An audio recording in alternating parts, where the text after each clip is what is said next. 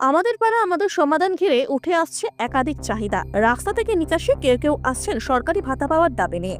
সরকারি আধিকারিকদের মতে মমতা বন্দ্যোপাধ্যায়ের মস্তিষ্ক প্রসূত এই ভাবনা চাহিদা মেটাচ্ছে প্রচুর প্রান্তিক মানুষের, যা বিভিন্ন খাতে পাওয়া অর্থে ছোট ছোট এই সকল চাহিদা মেটানো আগে সম্ভব হতো না।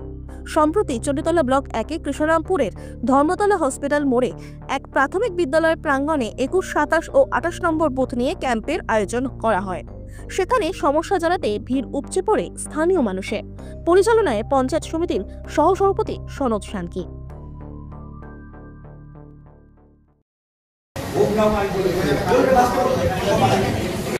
তার আগে একটু বলে নিই, আবার স্মরণ করে দিই আমি যে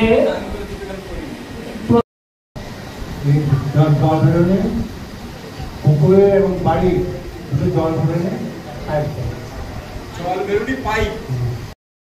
একটা ঢালাই রাস্তা, তারপরে আবার একটা ঢালাই রাস্তা প্রস্তাব এসেছে পিন্টু সাধকার বাড়ি থেকে শ্রীকান্ত আদকের বাড়ি পর্যন্ত, এবং সেটা কৌশিক আদকের বাড়ি হয়ে এটা একটা ঢালাই রাস্তা ছিল।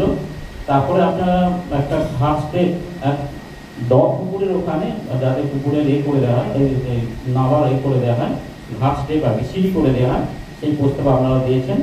তারপরে আপনারা ঢালাই রাস্তা প্রস্তাবিত বাড়ি থেকে উত্তম মালিকের বাড়ি পর্যন্ত আপনারা বলেছিলেন, আমরা সেগুলোই লিখেছিলাম এবং সেগুলোই আপনাদের জানিয়ে দেওয়া হলো। তো নিশ্চিতভাবেই আপনারা যা যা প্রস্তাব রেখেছেন সব ঠিক আছে, তো যা যা পড়ে শোনানো হলো সব কিছু। रॉयल पेंट्स एंड फिटिंग्स केम छो मजामा मेरी तरफ से आपको ढेर सारी शुभकामनाएं for your company and I hope you have an amazing year packed with sweet surprises and rewards and I wish you keep winning in life. Lots of love, good luck and best wishes from तुम्हारी विद्या बालन। দেখুন, আজকে আমাদের 21 নম্বর minority based area, 27 নম্বর এবং 28 নম্বর SC belt area, এই তিনটে বুথকে নিয়ে আমাদের পাড়া আমাদের সমাধান আমরা এইমাত্র শেষ করেছি।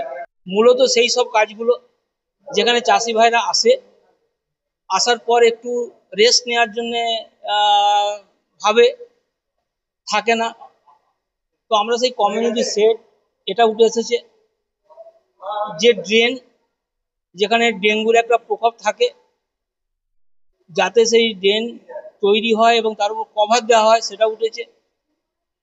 আলো, একটা বর্তমানে একটা যুগের যত অ্যাডভান্স হচ্ছে, আলোর প্রয়োজনীয়তা বৃদ্ধি পেয়েছে, তাই কখনো সোলার লাইটের দিকেই মানুষ এখন ঝুঁকছে।